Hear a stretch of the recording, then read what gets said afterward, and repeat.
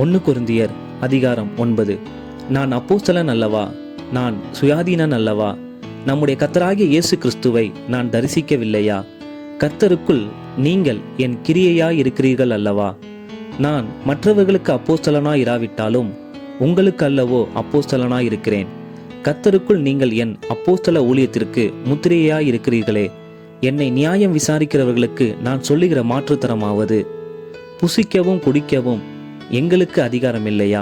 மற்ற அப்போஸ்தலரும் கர்த்தருடைய சகோதரரும் கேபாவும் செய்கிறது போல மனைவியாகிய ஒரு சகோதரியை கூட்டிக் கொண்டு திரிய எங்களுக்கு அதிகாரம் இல்லையா?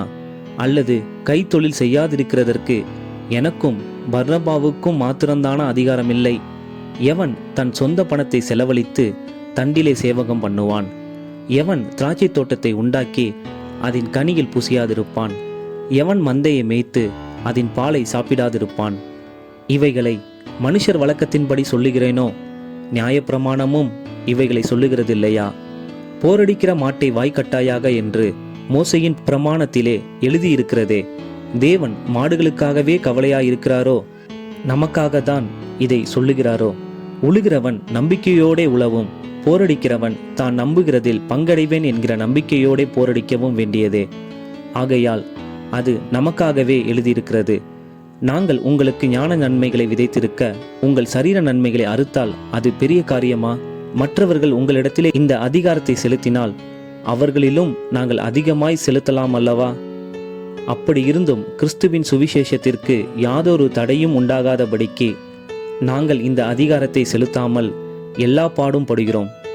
ஆசாரிய ஊழியம் செய்கிறவர்கள் தேவாலயத்திற்குரியவைகளில் புசிக்கிறார்கள் என்றும், பலிபீடத்தை அடுத்து பணிவிடை செய்கிறவர்களுக்கு பலிபீடத்தில் உள்ளவைகளில் பங்கு உண்டென்றும் அறியீர்களா? அந்தபடியே சுவிசேஷத்தை அறிவிக்கிறவர்களுக்கு சுவிசேஷத்தினாலே பிழைப்பு உண்டாக வேண்டும் என்று கர்த்தரும் கட்டளையிட்டிருக்கிறார். அப்படி இருந்தும் நான் இவைகளில் ஒன்றையும் அனுபவிக்கவில்லை.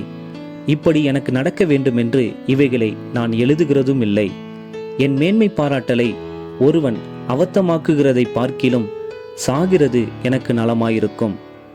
சுவிசேஷத்தை நான் பிரசங்கித்து வந்தும் மேன்மை பாராட்ட எனக்கு இடமில்லை. அது என் மேல் விழுந்த கடமையாயிருக்கிறது.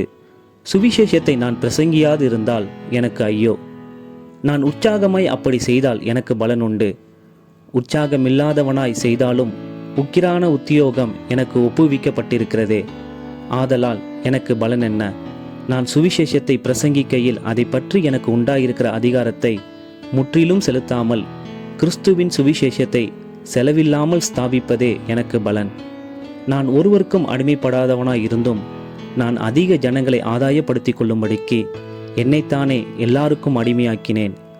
யூதரை ஆதாயப்படுத்தி கொள்ளும்படிக்கு யூதருக்கு யூதனைப் போலவும், நியாயப்பிரமாணத்திற்கு கீழ்ப்பட்டிருக்கிறவர்களை ஆதாயப்படுத்தி கொள்ளும்படிக்கு நியாயப்பிரமாணத்திற்கு கீழ்ப்பட்டவனைப் போலவும் ஆனேன். நியாயப்பிரமாணம் இல்லாதவர்களை ஆதாயப்படுத்தி கொள்ளும்படிக்கு அவர்களுக்கு நியாயப்பிரமாணம் இல்லாதவனைப் போலவும் ஆனேன். அப்படி இருந்தும் நான் தேவனுக்கு முன்பாக நியாயப்பிரமாணம் இல்லாதவனாயிராமல் கிறிஸ்துவின் பிரமாணத்துக்கு உள்ளானவனாயிருக்கிறேன். பலவீனரை ஆதாயப்படுத்தி கொள்ளும்படிக்கு பலவீனருக்கு பலவீனனைப் போலானேன். எப்படியாகிலும் சிலரை இரட்சிக்கும்படிக்கு நான் எல்லாருக்கும் எல்லாமானேன். சுவிசேஷத்தில் நான் உடன் பங்காளியாகும்படிக்கு அது நிமித்தமே இப்படி செய்கிறேன். பந்தய சாலையில் ஓடுகிறவர்கள் எல்லாரும் ஓடுவார்கள், ஆகிலும் ஒருவனே பந்தயத்தை பெறுவான் என்று அறியீர்களா? நீங்கள் பெற்றுக்கொள்ளத்தக்கதாக ஓடுங்கள். பந்தயத்திற்கு போராடுகிற யாவரும் எல்லாவற்றிலேயும் இச்சையடக்கமாயிருப்பார்கள். அவர்கள் அழிவுள்ள கிரீடத்தை பெறும்படிக்கு அப்படி செய்கிறார்கள். நாமோ அழிவில்லாத கிரீடத்தை பெறும்படிக்கு அப்படி செய்கிறோம். ஆதலால் நான் நிச்சயம் இல்லாதவனாக ஓடேன், ஆகாயத்தை அடிக்கிறவனாக சிலம்பம் பண்ணேன்.